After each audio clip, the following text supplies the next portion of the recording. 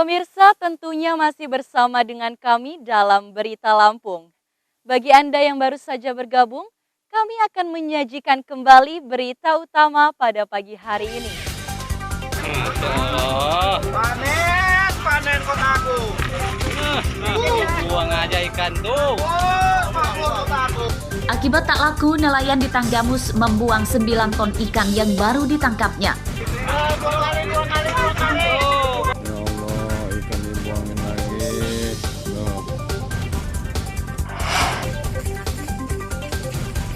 Seorang bandar narkoba di Lampung Tengah ditangkap saat sedang mengonsumsi narkoba. Polisi sita senjata api dan sabu-sabu yang disembunyikan di pagar bambu. Ya, ini rekam dulu nih. Ya, ini belum dibuka sama nanti dia dulu.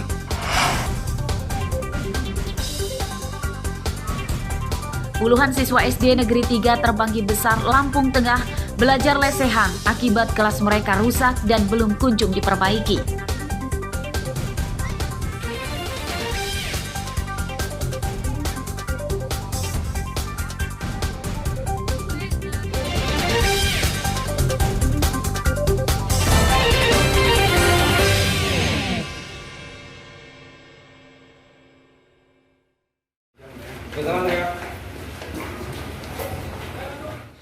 Kepala Desa Kinciran, Kecamatan Abung Tengah, Lampung Utara bernama Jantori, Selasa malam ditetapkan sebagai tersangka oleh Kejaksaan Negeri setempat.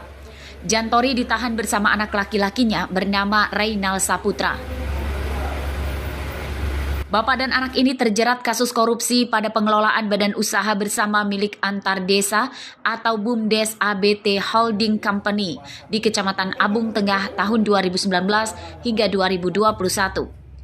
Jantori adalah bendahara dan anaknya Reynal manajer BUMDes tersebut.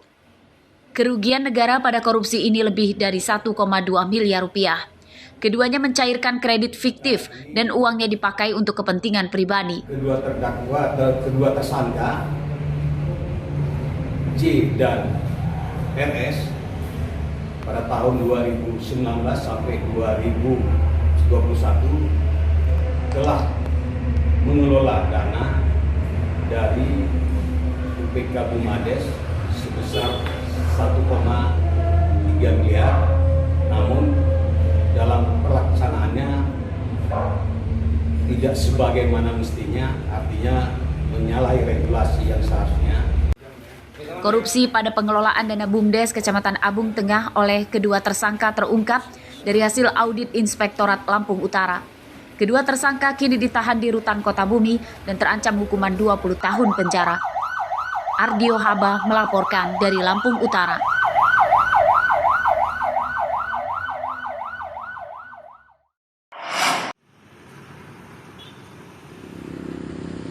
Penyidikan dugaan korupsi retribusi sampah yang dikelola Dinas Lingkungan Hidup Bandar Lampung terus berlanjut. Rabu siang, Kadis DLH Budiman Putri Mega memenuhi panggilan penyidik Kejati Lampung. Budiman diperiksa sebagai saksi. Ia diberi 15 pertanyaan oleh penyidik terkait pengelolaan dana retribusi sampah pada tahun 2019 hingga 2021. Saat itu, Kepala Dinas Lingkungan Hidup Bandar Lampung dijabat oleh Sahri Wansah. Selain Budiman, Kejati Lampung sudah memeriksa 5 saksi lain. Pemeriksaan pejabat DLH dan pihak swasta itu untuk mendalami proses penyidikan kasus. 5 saksi lain itu adalah mantan Kadis Lingkungan Hidup dan 4 karyawan perumahan elit di Bandar Lampung. Yang kasus spesifiknya pertanyaannya di luar itu nggak ada? Nggak ada. Ada ngobrol aja. Saya juga nggak sekali ngomong. Bang lagi. Yang sudah kita tanyakan tadi. Kalau ini tupoksi aja. Tupoksi aja. Dengan langkah itu. Dugaan korupsi retribusi sampah yang dikelola Dinas Lingkungan Hidup Bandar Lampung terungkap dari hasil audit Inspektorat. Selama tahun 2019 hingga 2021, target PAD dari sektor retribusi sampah di Dinas Lingkungan Hidup tak pernah tercapai. Inspektorat menemukan selisih jumlah karcis dengan uang yang didapat sebesar lebih dari 34 miliar rupiah. Hingga Rabu siang, Kejati belum menetapkan satu orang pun sebagai tersangka pada kasus ini. Arsadi Saputra melaporkan dari Bandar Lampung.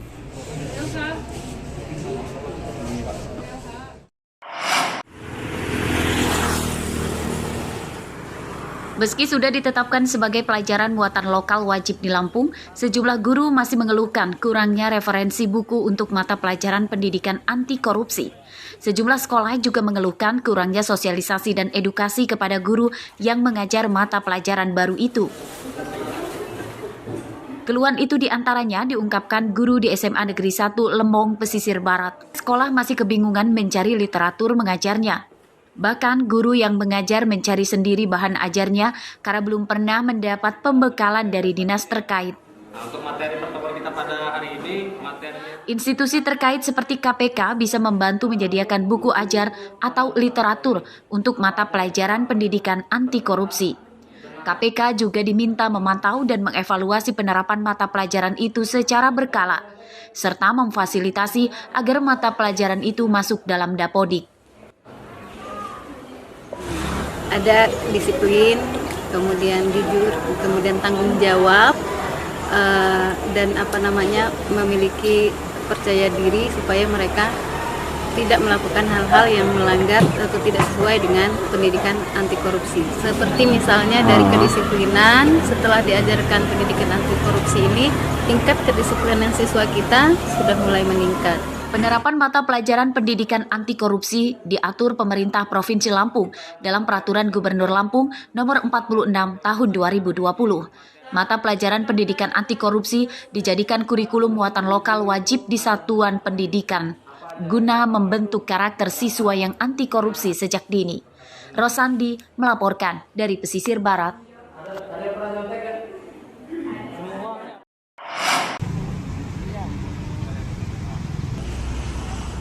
Benang kusut masalah penggajian guru pegawai pemerintah dengan perjanjian kontrak atau P3K di Bandar Lampung mulai terurai.